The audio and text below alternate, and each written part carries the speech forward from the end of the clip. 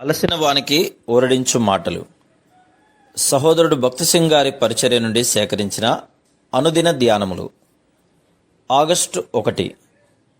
నిశ్చయముగా నేను నిన్ను ఆశీర్వదింతును. హెబ్రీ 6:14.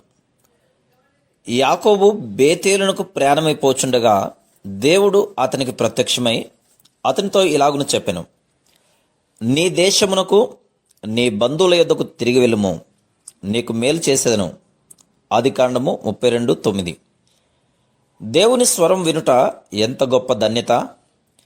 ఎప్పుడైతే యాకోబు తన ఇంటిలో నుండి అన్యదేవతలను తీసి పారవేసినో దానిని బట్టి యెహోవా అతని యందు ఆనందించి అతనిని ప్రేమించగలిగాను మరియు అతనితో మాట్లాడుటకు ఇష్టపడెను. ఇప్పుడైతే దేవుడు యాకోబునకు ఎన్నో సంవత్సరముల క్రిందట చేసిన వాగ్దానములను నెరవేర్చెను, సంపూర్ణముగా ఆశీర్వదించెను.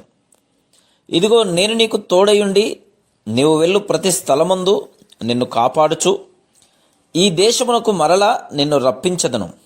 నేను నీతో చెప్పినది నెరవేర్చు వరకు నిన్ను విడువను. ఆదికాండము 28:15.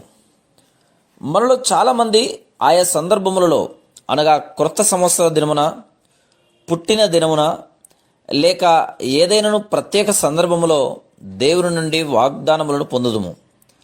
కానీ బహుశా నీ జీవితంలో దేవుడు చేసిన వాగ్దానము నెరవేర్చబడలేదను అనుభూతిని నీవు కలిగి ఉండవచ్చు.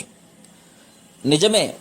ఒకవేళ నీ జీవితం యొక్క ఆరంభంలో యాకోబు జీవితం ఎలా ఉండెనో అలాగున ఉన్నేళ్ళ ఆయన నీతో చేసిన వాగ్దానమును నెరవేర్చలేడు. మొదటిగా, నీలో ఏదైనాను విగ్రహములు దాగి ఉండవచ్చును. రెండవదిగా, నీవు ఇంకనూ బేతేలునకు, అనగా దేవునికి చాలా దూరంగా ఉండి ఉండవచ్చును. ఒకవేళ నీవు ఇప్పటికే దేవుని యొద్ద నుండి అనేక ఆశీర్వాదములను పొంది ఉన్న యెడల వాటితో సంతృప్తి చెందవద్దు. దేవుడు ఇంకనూ అనేక ఆశీర్వాదములు నీకు ఇవ్వగోరుచున్నాడు. అయితే యాకోబు ఇప్పటికే అనేక ఆశీర్వాదములను పొంది ఉన్నప్పటికీ దేవుడు యాకోబునకు ఇంకనూ అనేక ఆశీర్వాదములు ఇవ్వగోరెను. దేవుడు యాకోబును ఇశ్రాయేలు రాకుమారుడని పిలిచెను. కానీ దేవుడు యాకోబును 20 సంవత్సరములు పరిశీలించెను. అతని ప్రవర్తనను బట్టి ఇంకనూ అతడు భిక్షగాని వలె దేవుని ఎదుట కనబడెను.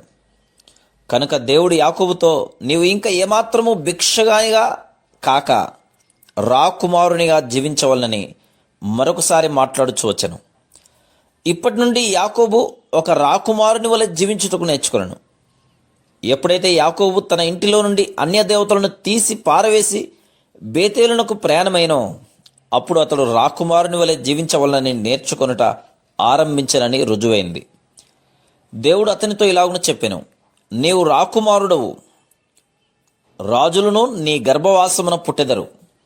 ఆదికాండము 35:11-12 అప్పటి నుండి యాకోబు దేవుని కుమారునిగా, ప్రవక్తగా మరియు స్నేహితునిగా ఉండు అనుభవంలోనికి వచ్చెను. అందుచేతనే అతడు చనిపోకముందు తన కుమారులందరినీ పిలిచి దేవుని ఆశీర్వాదములతో ఆశీర్వదించెను. మరియు దేవుడు, నేను సర్వశక్తి గల దేవుడను, ఫలించి అభివృద్ధి పొందుము అని యాకోబుతో చెప్పాను. నీవు కూడా రాజకుమారుడుగానే దేవుని శక్తిని నీ జీవితంలో అనుభవించగలవు.